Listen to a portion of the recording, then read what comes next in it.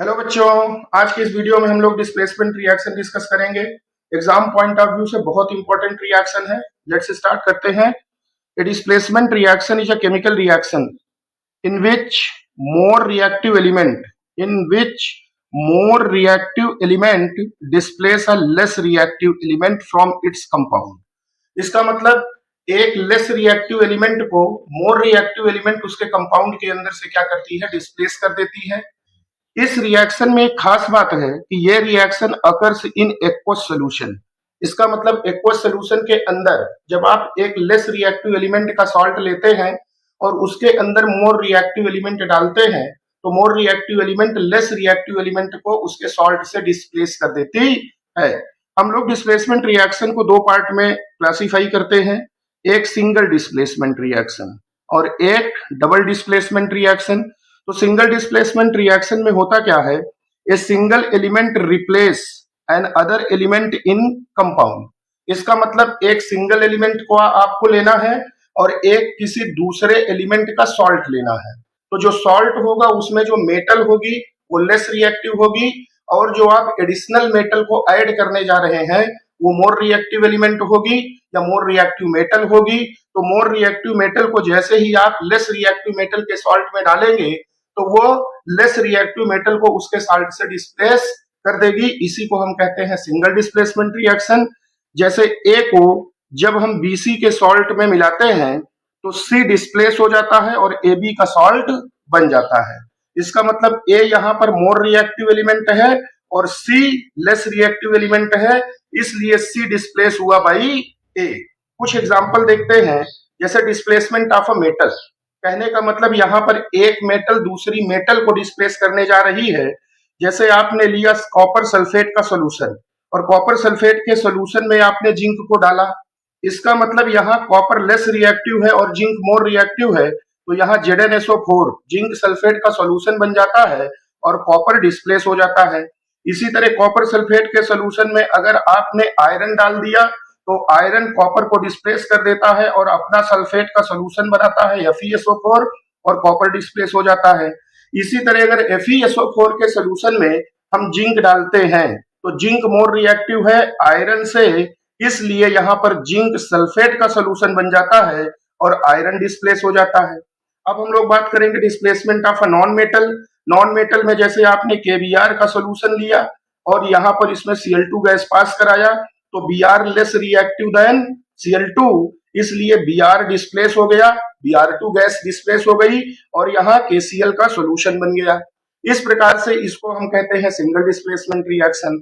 अब double displacement reaction में क्या होता है, डबल डिस्प्लेसमेंट रिएक्शन में दो सॉल्ट आपको लेना है। अभी तक आप सिंगल डिस्प्लेसमेंट में एक सॉल्ट लेते थे और एक इंडिविजुअल मेटल लेते थे, लेकिन डबल डिस्प्लेसमेंट रिएक्शन के अंदर आपको दो मेटल के अलग अलग एक्वस सोल्यूशन लेने हैं और दोनों सोल्यूशन को आपस में मिला देना है। तो the two compounds exchange ions to form two new compound.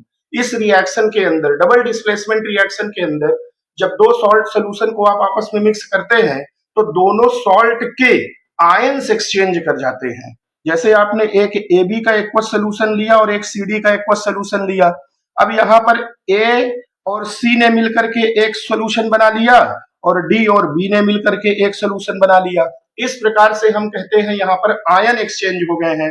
Example, अब इसके एग्जाम्पल में आप याद रखिएगा, क्लास 10th में आपने एक PPT इंडिविजुअल रिएक्शन पढ़ी थी। एक्चुअली लड़कों को इसी में कंफ्यूजन रहता है कि PPT रिएक्शन कहाँ से आ गई। एक्चुअली डबल डिस्प्लेसमेंट रिएक्शन के अंदर एक इनसोल्यूबल सॉलिड बनता है, इनसोल्यूबल सॉल्ट बनता है। जिस रिएक्शन में इनसोल्यूबल सॉल्ट बनेगा उस रिएक्शन को हम लोग PPT रिएक्शन का नाम देते हैं या प्रेसिपिटेट रिएक्शन का नाम देते हैं। जैसे जब हम लोग NaCl सॉल्यूशन को AgNO3 के सॉल्यूशन में मिक्स करते हैं तो AgCl बनता है और NaNO3 बनता है। यहाँ पे जो AgCl बनता है ये PPT होता है, इसका मतलब ये इनसोल्यूबल होता है और NaNO3 एक्वस फॉर्म में रहता है, इसलिए इसको हम PPT रिएक्शन कहते हैं। सिल्वर क्लोराइड जो है वही प्रेसिपिटेट बना लेता है। इसमें एक दूसरा एग्जांपल आप पढ़ेंगे न्यूट्रलाइजेशन रिएक्शन। आपने इंडिविजुअल भी न्यूट्रलाइजेशन रिएक्शन पढ़ा होगा जिसमें एक एसिड और एक बेस आपस में रिएक्ट करके सॉल्ट प्लस वाटर बनाता है, लेकिन हम एक डबल डिस्प्लेसमेंट में भी इसका एग्जांपल ले सकते हैं। NaOH और HCl। अब यहाँ पे NaCl बना, इसका मतलब Na और Cl ने आपस में मिलकर के सॉल्यूशन बना लिया और OH और H ने मिला के H2O बना लिया।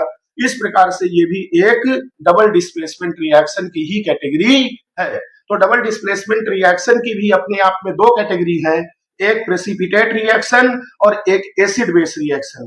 तो प्रेसिपिटेट रिएक्शन उस डबल डिस्प्लेसमेंट रिएक्शन को कहते हैं जिसमें कोई इनसोल्यूबल सॉल्ट बनता है। अब एक खास बात जो बहुत इंपॉर्टेंट है, हम इस पूरे डिस्प्लेसमेंट रिएक्शन में क्या बात कर रहे हैं, हम ये बात कर रहे हैं कि एक मोर रिएक्टिव एलिमेंट एक लेस रिएक्टिव एलिमेंट को डिस्प्लेस करती है। अब इसको जानने के लिए आप सब लोग जानते हैं कि हमको रिएक्टिविटी सीरीज चाहिए। तो देखिए हम लोग रिएक्टिविटी सीरीज को कैसे लर्न करेंगे, कुछ पहले की फीचर देख लेते हैं डबल डिस्प्लेसमेंट रिएक्शन के। एक तो हमको इसमें रिएक्टिविटी सीरीज की जरूरत पड़ेगी। रिएक्टिविटी सीरीज क्या होती है, हमको मेटल की रिएक्टिविटी सीरीज और हाइड्रोजन्स की रिएक्टिविटी सीरीज। हाइड्रोजन्स का मतलब फ्लोरीन, क्लोरीन, ब्रोमीन, आयोडीन, फिर कल बाहर आई आंटी। तो determines weather a displacement reaction will occur. अगर हमको रिएक्टिविटी सीरीज पता है तो हम ये प्रिडिक्ट कर सकते हैं कि जो गिवन रिएक्शन है वो होगी कि नहीं। और more reactive element displace less reactive element, इसका मतलब जब रिएक्टिविटी सीरीज पता होगी तभी ये पता लगेगा भैया कौन किसको डिस्प्लेस करेगा। और ऑब्जर्वेबल चेंजेस क्या आते हैं इस रिएक्शन के अंदर, कलर चेंज हो जाता है, जो हम लोग पहले से जानते हैं कि जब कोई रिएक्शन होती है तो उसके कुछ इंडिकेशन होते हैं, फॉर्मेशन ऑफ प्रेसिपिटेट या एवोल्यूशन ऑफ गैस। आओ बच्चा पार्टी हम लोग लर्न करते हैं रिएक्टिविटी सीरीज ऑफ मेटल्स। मैंने एक ट्रिक बनाया है, देखिए इसमें, लिक बासर नाका मग अल मंजन कर फकड़ कोन सनपब एच चापा। ली का मतलब लिथियम, का मतलब पोटेशियम, बा का मतलब बैरियम, सर का मतलब स्ट्रॉन्सियम। इसी तरह पूरा अगर हम देखें तो sodium, calcium, magnesium, aluminium, manganese, zinc, chromium, iron, cadmium, cobalt, nickel, tin, lead. और ये रहा बेटा हाइड्रोजन आपका। हाइड्रोजन के इधर और हाइड्रोजन के इधर हमको बहुत इंपॉर्टेंट है समझना, ये हाइड्रोजन से लेस रिएक्टिव है, इसका मतलब ये हाइड्रोजन को डिस्प्लेस नहीं कर सकते। लेकिन ये हाइड्रोजन से ज्यादा रिएक्टिव है, ये हाइड्रोजन को भी डिस्प्लेस कर सकते हैं और इन मेटल्स को भी डिस्प्लेस कर सकते हैं। और एक बहुत इंपॉर्टेंट बात लास्ट में बेटा, कि ये मेटल एसिड से रिएक्ट करके हाइड्रोजन को डिस्प्लेस नहीं कर सकते हैं। तो एक बार फिर से बोलेंगे, लिक बासर नाका मग अल मंजन कर फकड़ को निशन पग एच चापा।